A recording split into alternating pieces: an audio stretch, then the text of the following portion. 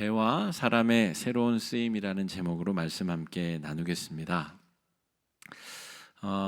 예수님께서 공생애를 시작하시면서 여러 기적들을 베푸셨습니다. 뒤에 온풍기 좀 틀어주시죠. 네.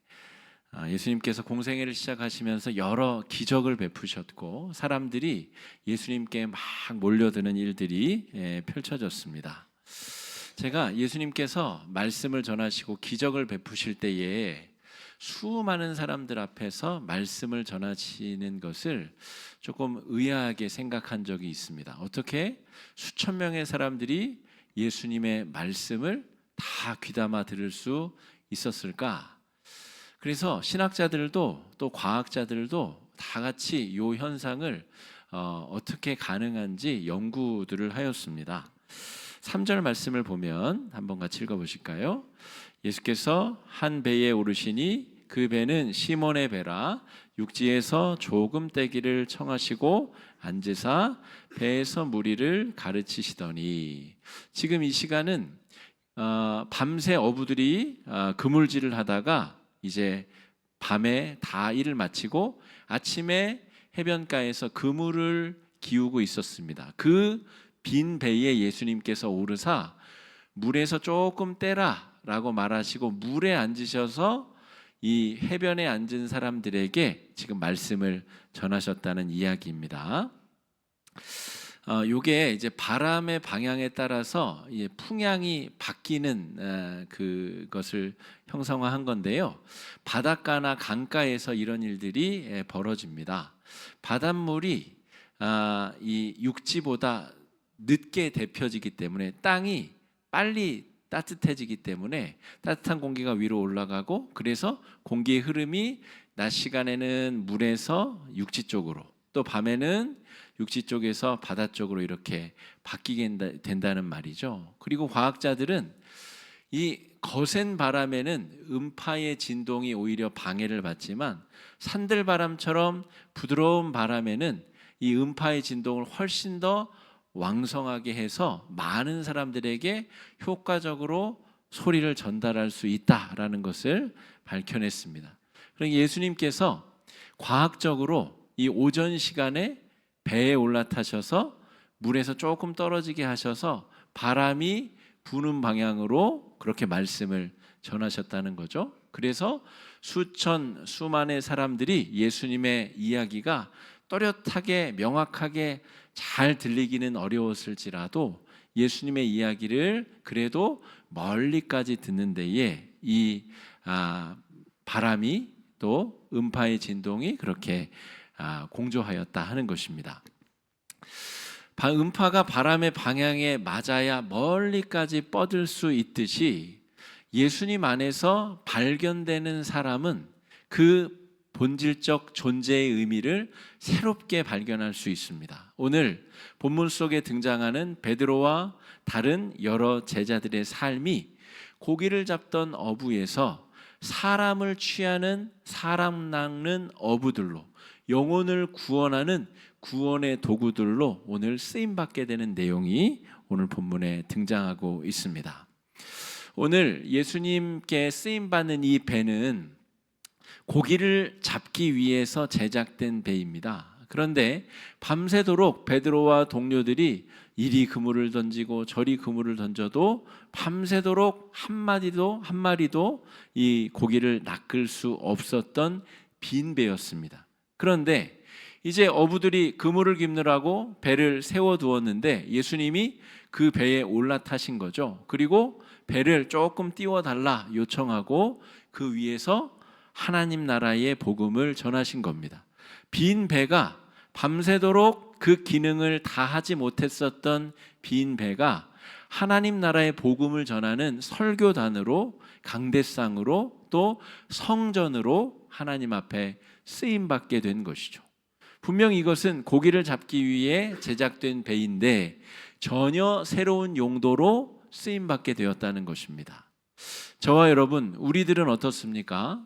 우리들이 예수 믿기 전에 무엇을 추구하며 무엇을 얻고 무엇을 누리고자 우리가 애썼는지를 잘 생각해 보면 하나님께서 우리를 택해 주시고 만나 주신 이후로 빈 배가 예수님의 설교단으로 쓰임 받듯이 우리의 인생도 거룩하고 아름다운 존재로 새로운 의미로 쓰임 받게 되었다는 것을 우리도 고백할 수 있습니다. 5절 말씀 한번 같이 읽어보겠습니다. 시작. 시몬이 대답하여 이르되 수고하였으되 잡은 것이 없지만은 말씀에 의지하여 내가 그물을 내리리이다 하고. 자, 베드로가 예수님께 하는 말입니다. 예수님이 설교를 마치고 나서 야, 이 배를 타고 저 갈릴리 호수 깊은 곳에 가서 그물을 던져봐라. 그러면 많은 물고기를 잡게 될 것이야. 그렇게 이야기를 하자 베드로가 떨떠름하지만 예수님께 그러겠노라고 이야기를 하는 장면이 5절 장면입니다. 그런데 여러분 잘 생각해 보십시오. 베드로는 갈릴리 호수에서 평생을 어부 생활을 하던 어부입니다. 그런데 지금 베드로에게 이래라 저래라 하고 있는 예수님은 평생을 목수로만 사셨던 분이죠. 어디에 무엇을 어떻게 해야 잡을 수 있는지 전혀 상식이 없는 존재의 이야기를 들어야 되는 것이 지금 베드로의 상황입니다. 제가 한 2, 3년 전부터 투망을 취미로 하고 있는데요. 저에게 투망을 가르쳐준 스승 목사님이 나갈 때만 제가 간신히 따라 나가서 그물을 던집니다. 그런데 제가 이게 얼마나 고된 것인지를 그걸 던져보면서 깨닫게 되었습니다. 이 그물을 동그랗게 펼치는 것 자체가 굉장히 어려운 일이고 한 번 던질 때마다 굉장히 많은 수고가 들어갑니다. 그리고 저를 요 투망을 가르쳐 주신 그 선생님 목사님은 어느 때에 어느 바다에 그물을 던지면 무슨 고기가 얼만큼 잡힐지를 정확하게 알고 있을 정도의 전문가입니다. 그러니까 지금 베드로도 평생을 자기 그 갈릴리 호수에서 3월에는 이곳에, 4월에는 이곳에, 날씨가 더우면 깊은 곳에, 추우면 이곳에 모든 고기에 대한 정보를 다 알고 있는 그 베드로가 예수님의 이야기를 듣고 깊은 곳에 가서 그물을 던진다는 것이 얼마나 어려운 일이었겠는가. 그러면 베드로는 왜 그러한 행동과 결정을 하였을까를 잘 한번 생각해 봐야 됩니다. 아마도 수천 명의 사람들이 지금 그 장면을 목격하고 있고 그 위세와 권위에 눌려서 한번 그래 보겠노라고 이야기를 했을 수도 있습니다.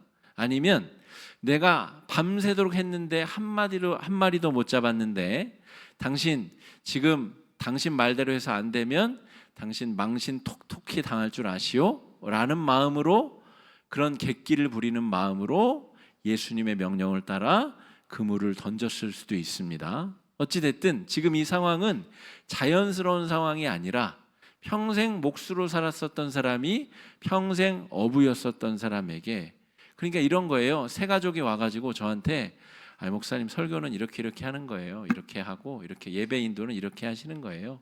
예배할 때는 이렇게 하고, 그런 이야기를 듣고 목사가 그렇군요. 그렇게 한번 해보겠습니다. 이런 것과 비슷한 겁니다. 논리적으로는 앞뒤가 잘 맞지 않는 그런 이야기인데 오늘 상황상 정황상 베드로가 그 명령을 따르고 있다라고 하는 거죠.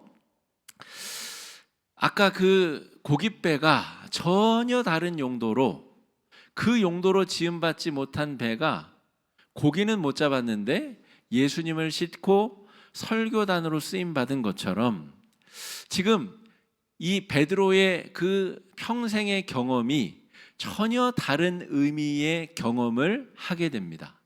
예수님의 말씀대로 그물을 던졌더니 그물이 찢어질 만큼의 엄청난 물고기를 낚게 되었다는 것이죠. 예수님은 깊은 데로 가서 그물을 내려라 라고 말씀하십니다. 하나님과 이끄심을 경험한다는 것이 이러한 것을 의미합니다. 우리는 때로 인생에서 길을 놓칠 때가 있습니다. 제가 전도사 때 우리 부서 소년부 부장 선생님하고 예배 전에 대판 한번 다툼을 하고 나서 제가 목회자를 그만두려고 하였습니다. 이건 내 성격이 못 돼서 이 일을 계속해서는 안 되겠다라고 생각을 하였습니다. 그러다가 하나님께서 또 다른 배움의 길을 열어주셔서 그 문제가 왜 그러한지를 또 알도록 해주셨고 깨닫게 해주셔서 제가 지금 목회자의 생활을 계속 유지할 수 있는 길이 또 열렸습니다. 철저하게 하나님께서 이끌어 주신 경험을 제가 한 것이죠. 제가 인생을 살아가다가 길이 막히고 난관에 부딪혔을 때에 포기하고 접고 그냥 다른 길로 접어들 수도 있었겠지만 하나님께서는 무슨 이유 때문인지 저를 다른 길로 인도하셨고 하나님께서 그 길을 포기하지 않도록 새로운 빛을 비춰주시고 이끌어 주셨다는 거죠. 하나님의 이끄심을 경험할 때에 고깃배가 설교단으로 변화되고 평생 어부 생활을 하던 자가 구원자 예수 그리스도의 수제자로 베드로가 아름답게 쓰임받게 된다는 것이죠. 여러분, 저와 여러분도 오늘 이 주일 귀한 말씀의 자리에서 이런 하나님의 이끄심과 붙들어 주심에 대한 소망과 기대를 가지고 나아가셨으면 좋겠습니다. 더욱이 우리 엘틴 청소년부 친구들은 평생을 하나님께서 이끌어 주시고 붙들어 주신다면 얼마나 그 인생이 멋지고 아름답게 찬란하게 빛나겠습니까? 우리 어르신들의 삶이 그렇다고 빛나지 않는다는 것이 아니라 이 어린 나이 때서부터 하나님의 이끄심과 인도하심을 경험한다면 그 인생이 얼마나 아름답게 빛나겠습니까? 제가 일본에 경유한 거 말고 의미 있게 머문 여행은 이번이 3번째가 될 예정입니다. 그런데 2번은 여행으로 갔고요. 또 가족들과 함께 가거나 그런 시간이었고 선교 목적으로 가는 것은 이번이 처음인데 제가 수십 차례 선교 여행을 다녀왔거든요.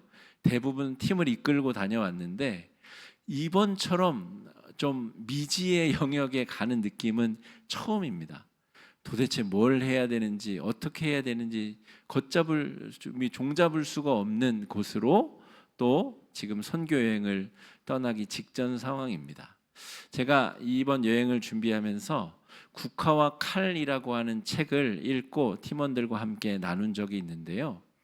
2차 세계대전이 마치고 미국 사람들이 도무지 일본 사람들이 이해가 안 되어서 문화인류학자에게 일본 사람들에 대한 문헌 연구를 맡겼습니다. 그래서 일본에 한 번도 가보지 아니한 문화학자가 이 일본에 대한 문헌과 자료들을 고증하여서 일본에 대한 책을 쓴 게 국화와 칼이라고 하는 책입니다. 국화는 일본의 황실을 상징하는 꽃입니다. 가을에 피잖아요, 국화가. 다른 꽃들이 다 봄에 여름에 필 때 다 추운 그 겨울로 접어드는 가을에 이 아름답게 피어나는 이 꽃, 이것이 일본 황실을 의미한다는 거예요.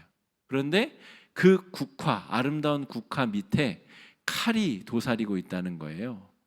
그 아름다운 형상과는 전혀 매치가 안 되는 무시무시한 이면이 그들 속에 있다는 겁니다. 그래서 일본 땅에 복음을 전하는 것이 참으로 어렵고 힘든 여정이라는 거죠. 그래서 어떠한 자신감도 다 내려놓고 정말 하나님께서 어떤 은혜를 주시려나 기대하는 마음을 가지고 선교 여정에 나아가게 됩니다.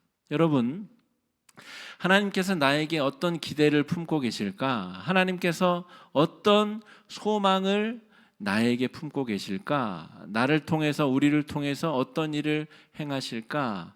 그런 기대를 품는 것, 이것이 오늘 베드로에게 벌어진 은혜로운 사건입니다.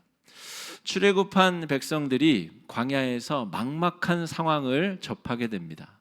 마실 물도 없고 먹을 것도 없고 어디로 가야 되는지, 언제까지 이곳에 있어야 되는지 도무지 막막한 앞날이 펼쳐졌다는 거죠. 그래서 모세가 40일간 시내 산에 올라가서 내려오지 않자 백성들이 금송아지를 만들고 애굽으로 돌아가고자 합니다. 오죽하면 노예였었던 땅으로 돌아가고자 결심을 했겠어요. 그만큼 앞일을 알지 못한다는 것, 예측 불가능한 미래를 살아간다는 것이 사람에게는 몹시 힘들고 어려운 일입니다.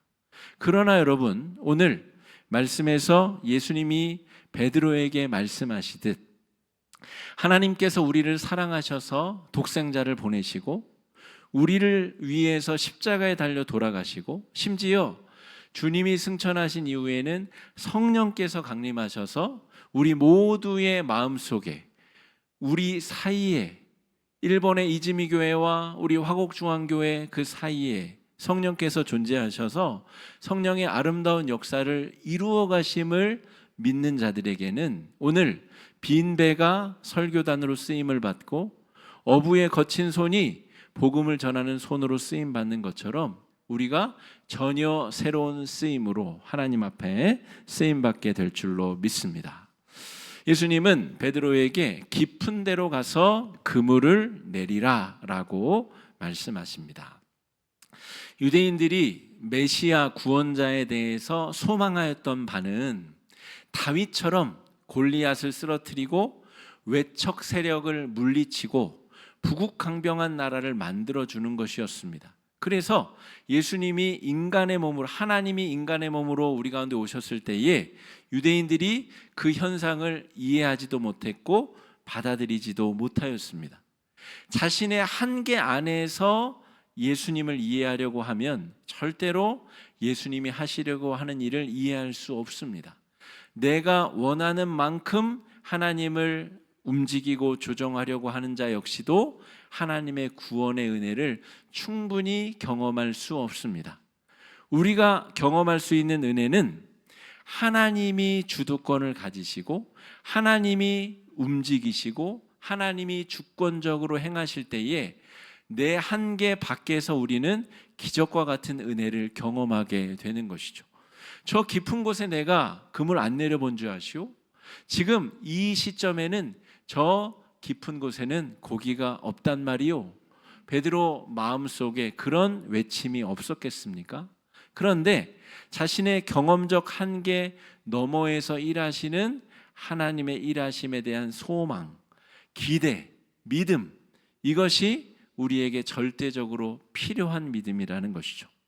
우리가 우리의 개인적인 삶이 종말을 맞이한 다음에 저 천국에서 영화의 몸으로 부활하게 될 때에도 마찬가지입니다. 여러분, 천국의 삶을 여러분 마음껏 상상하지 마십시오. 그거보다 훨씬 더 위대한 경험이 우리 앞에 기다리고 있을 것입니다. 내가 꿈꾸지도 바라지도 소망하지도 못했었던 영화로운 경험을 저 천국에서 우리가 하게 될 것입니다.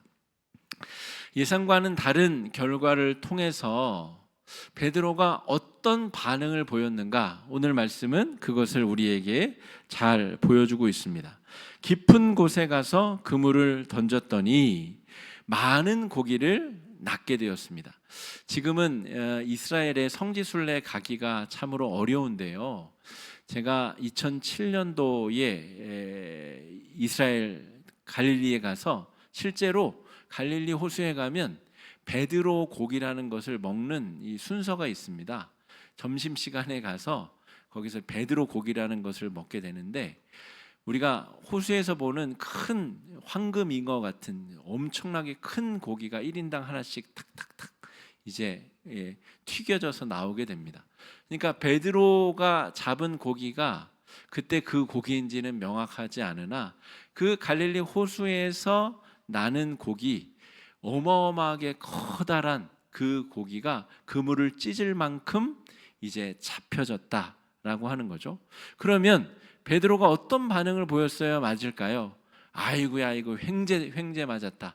빨리 저희 노량진 수산시장 가가지고 팔고 수익을 남겨서 우리 집에 가서 처자식과 함께 맛있는 소고기 사 먹어야 되겠다. 그런 생각을 하게 되지 않을까요?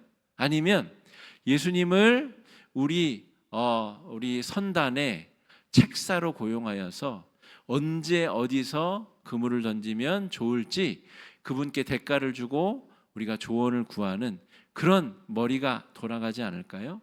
그런데 베드로는 많은 물고기를 잡고 난 다음에 이상한 행동을 합니다. 주님 앞에 무릎을 꿇고 내가 죄인입니다. 내가 하나님 앞에 죄인이라는 고백을 했다는 거죠. 8절 말씀 한번 읽어보겠습니다. 시작. 시몬 베드로가 이를 보고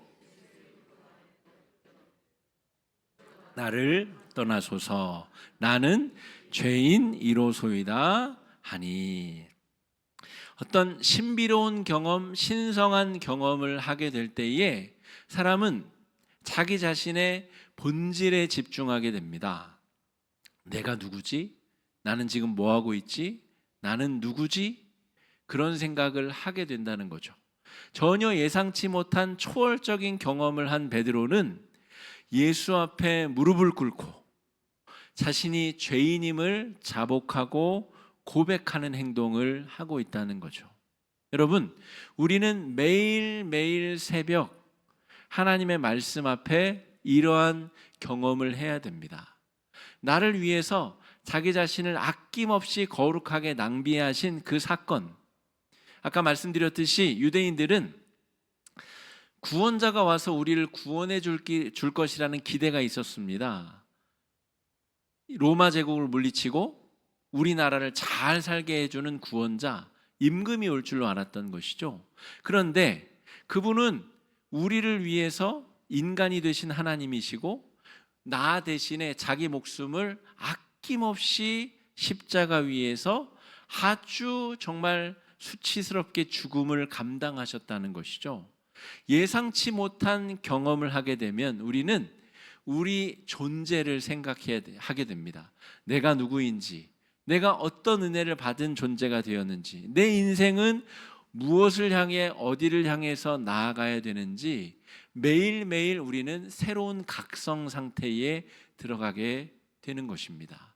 베드로가 자신이 죄인임을 예수 앞에 고백한 것처럼 매일 새벽 예수님의 은혜를 새롭게 경험하는 우리들은 내가 죄인임을 고백하고 나에게 새로운 의미 있는 삶을 허락해 주신 예수님 앞에 자신의 삶을 가감없이 아낌없이 드리는 인생으로 나아가게 됩니다. 죄인임을 고백하는 자에게는 새로운 영적 도약이 허락됩니다. 그 이전에 내가 계획을 세우고 내 계획대로 한 걸음 한 걸음 나아가는 것에 이제 만족하지 못하고 새로운 영적 도약, 이제 뜀박질을 하고 그 전에는 경험해 보지 못한 단계의 수준의 영적 경험을 사모하게 된다는 것이죠.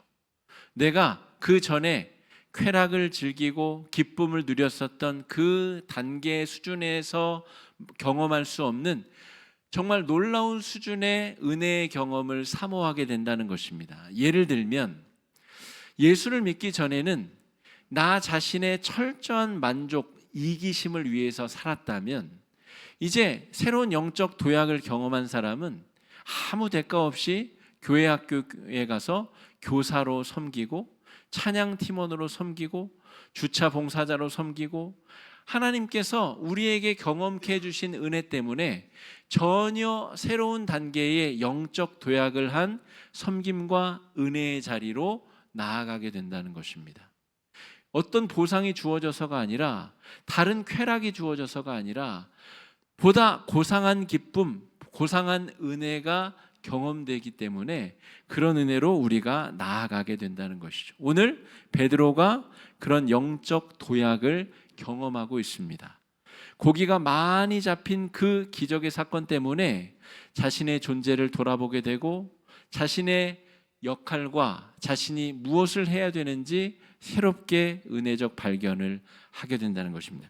10절 하반절 말씀을 한번 같이 읽어보겠습니다. 시작. 예수께서 시몬에게 이르시되 무서워하지 말라. 이제 후로는 내가 사람을 취하리라 하시니. 베드로는 물고기를 잡던 사람이었습니다. 그런데 이제는 네가 사람을 취하는 자가 될 것이다. 물고기는 물에서 취함을 받는 순간 죽음을 맞이하게 되겠죠.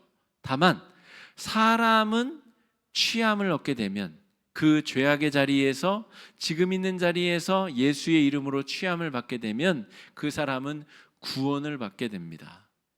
베드로가 본래 물고기 잡던 사람인데 사람에게 복음을 증거하는 자로 전혀 다른 쓰임으로 이제 새로운 인생을 살게 될 것이다.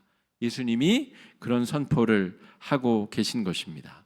그러면서 하시는 말씀이 이제 너는 두려움이 사라지게 될 것이고 네가 존귀한 역할을 감당하면서 존귀한 일에 쓰임받는 자로 새롭게 거듭나게 될 것이다 라고 예수님께서 말씀해 주고 계십니다. 여러분, 우리 삶의 주변에는 온갖 두려운 거리들로 가득가득 넘쳐나고 있습니다. 두려움이 우리를 지배하고 두려움이 우리를 둘러싸고 있다 해도 정말 과언이 아닌 세상을 살고 있습니다. 지금 우리가 직업으로 여기고 있는 수많은 직업들이 몇 년 안에 다 사라질지도 모른다라고 우리 미래학자들이 이야기하고 있습니다. 내가 그동안 내 의미를 부여하며 밥벌이를 하며 살아가던 그 수단이 어느 순간 사라지게 되면 그 사람은 어디서 정체성을 찾을 수 있을까요? 오늘 베드로가 예수님 안에서 전혀 새로운 의미를 발견하게 되는 것처럼 우리도 예수 안에서 새로운 의미를 발견하지 못하면 다가오는 시대에 두려움과 공포에 사로잡혀서 자기 자신의 본질을 잃어버릴 가능성이 굉장히 높습니다.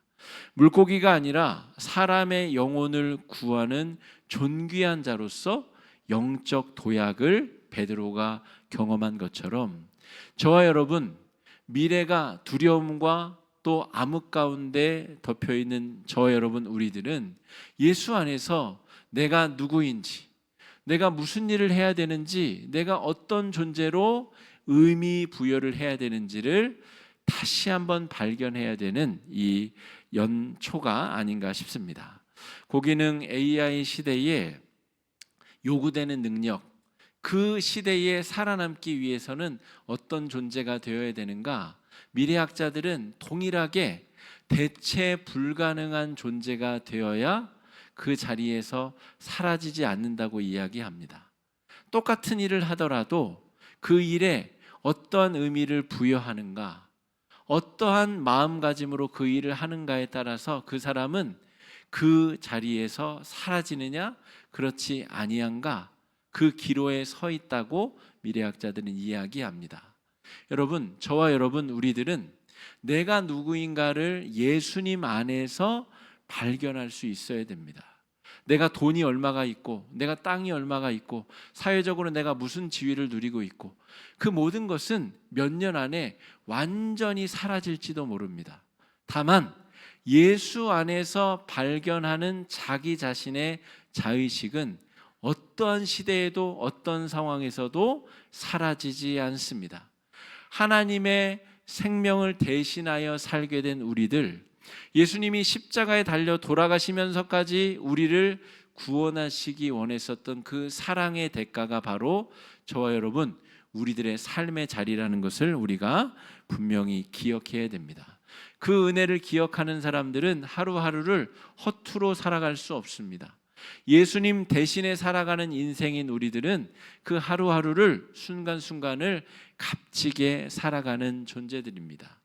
은혜를 경험한 자는 그보다 가치 없는 것들을 가감없이 내려놓을 수 있습니다. 베드로가 그물을 내어 던지고 그 고깃배를 내어 던지고 예수 그리스도를 따르기로 결정한 것, 가장 최고의 값진 것을 발견한 자가 마땅히 할 수 있는 행동입니다. 모든 것을 버리고 예수님을 따른 제자들. 제가 제 방을 가끔 한 번씩 정리하는데 정말 1년에 한 번도 쓰지 아니하는 물건을 아까워서 버리지 못하고 있는 저의 모습을 발견할 때가 있습니다. 이 말씀을 준비하면서도 그러한 것이 너무나 후회가 되던 때가 있었습니다. 몇 년 동안 한 번도 입지 않던 옷도 버리지 못하고 한 번도 사용하지 않는 물건, 이거 언젠간 쓰겠지, 그리고 어디 묵혀두었던 것들, 그 모든 것들을 다 버려야 새로운 것을 채울 수 있고 새로운 의미 있고 가치 있는 것들을 채울 수 있습니다.